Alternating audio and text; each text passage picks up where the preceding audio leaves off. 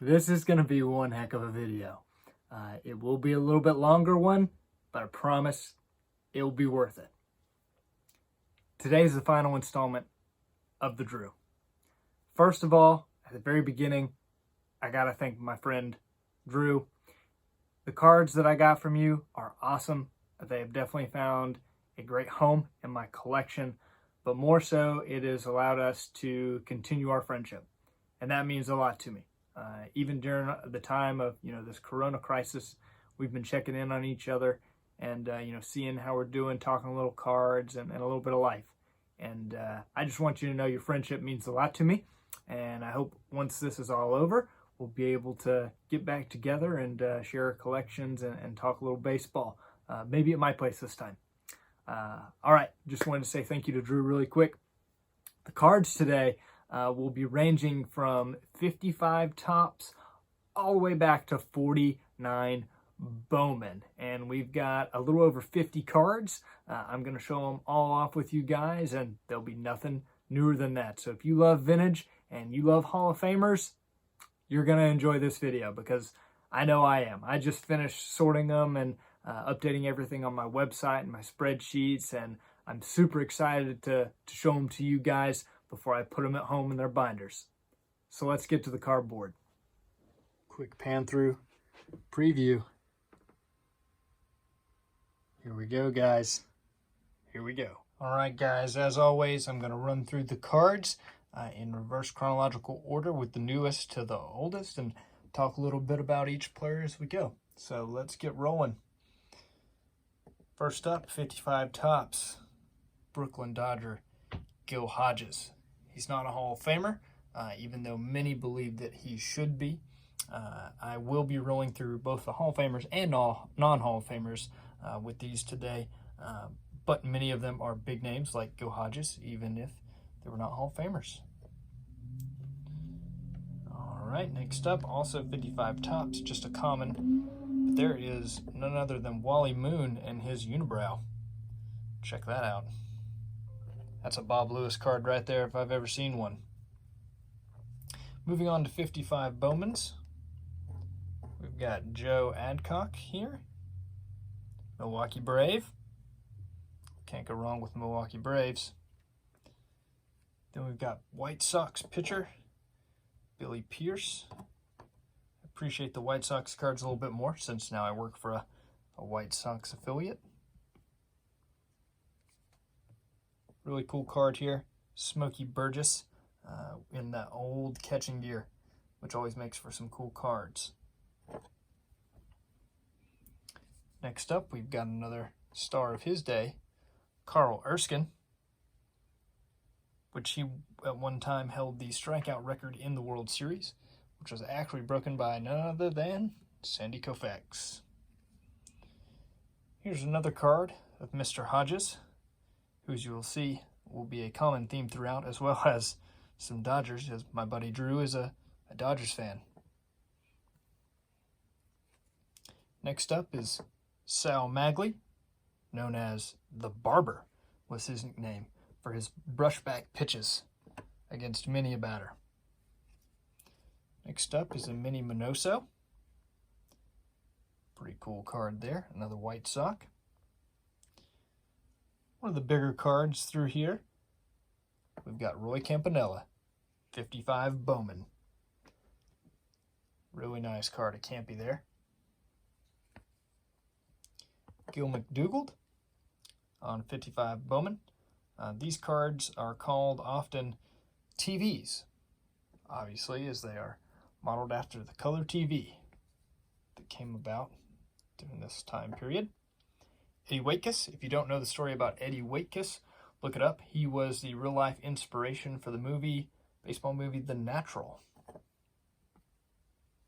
Moving on to the next set. We're going to start it off with a Hall of Famer.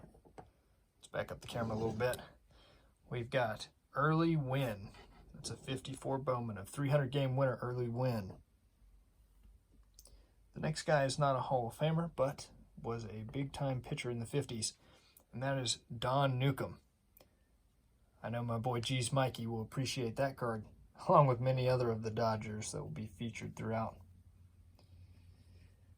Again, a familiar culprit, Gil Hodges. This is his 54 Bowman. Next up, we've got a Yankee, Hank Bauer, who was quite popular in his day. Maybe not as big as the Mickeys and Rizzutos and other Hall of Famers of the day, but a big name nonetheless in his heyday, a part of many a World Series team. Another Brooklyn bum, Carl Furillo. Nice looking card there. She's got a classic feel to it. Another close shave from Sal Magli, the barber. 54 Bowmans, which are a great set. Arestus Mini Minoso. I know Jimmy Guns is working on this set. It's a great one. He's very close. Moving on to the next year vintage cards. Let's start off with a bang. None other than Prince Hal Newhouser. This is actually a 53 Topps high number of the Hall of Famer, and his first Topps card. Not his rookie, but his first Topps card. Next up is another Hall of Famer, Pirate Ralph Kiner. Really cool card there. 53 Topps are awesome. As you guys know, they were paintings, and they just really have that artistic feel to them, as they should. This is Al Red Schoendienst. Really sharp card of that 53 Topps there. Love adding that one. This is the Big Cat, Johnny Mize, who actually was from a town close to my friend Drew's house. And late up in his age, he apparently would sit on his front porch and talk baseball with anybody that came by. It was very accessible. Also, he was good buddies with Babe Ruth, who kind of took him under his wing. A couple of fun facts from Drew that I didn't know. Who always has a story. Another Mini Minoso, 53 Topps. Great looking card. And to round out the 53 Topps, we've got Rapid Robert, Bob Feller. Very underappreciated in the hobby. His cards have seen a little bit of an uptick over the last 5 years or so, but not as much as he really deserves. It's really because he was such a nice guy and so frequently signed for people. Moving on to 53 Bowman's color. Shout out to 53 Bowman, Alex. I know he's going to like all of these since he's completed this set. Shockingly, this got me to my 15 total cards for this set. But here's a great picture of old Gil, man in first base. Next up, we've got a Hall of Famer in Enos Country Slaughter. Posed there with some bats and some classic Cardinals uniform. Nice socks. Here we've got a close-up pose of Carl Furillo.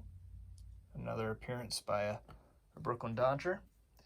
But I'll have to say I'm a little more excited about his teammate here, Roy Campanella. 53 Bowman color.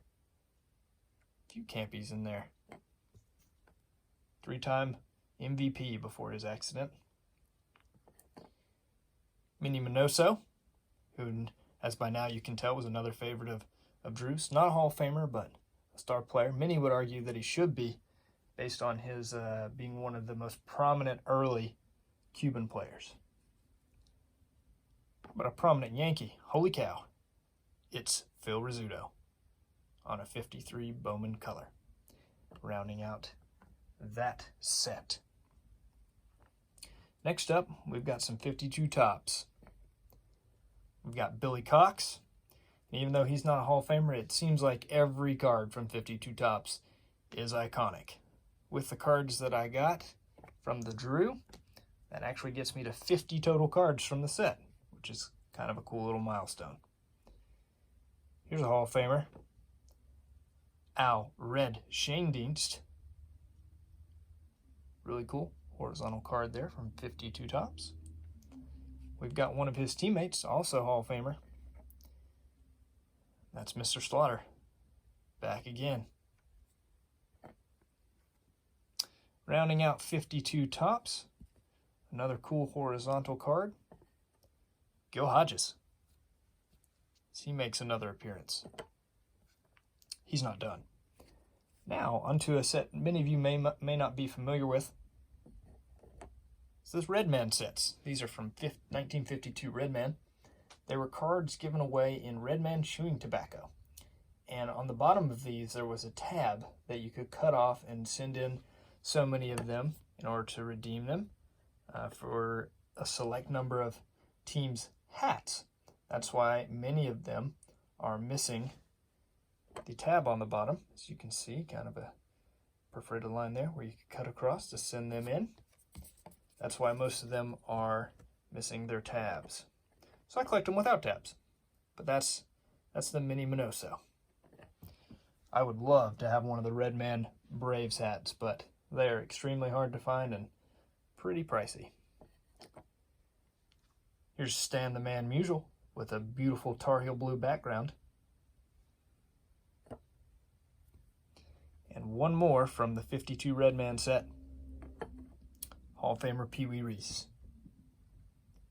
He may, in fact, be the teammate of the biggest card that I got from this stack. Foreshadowing.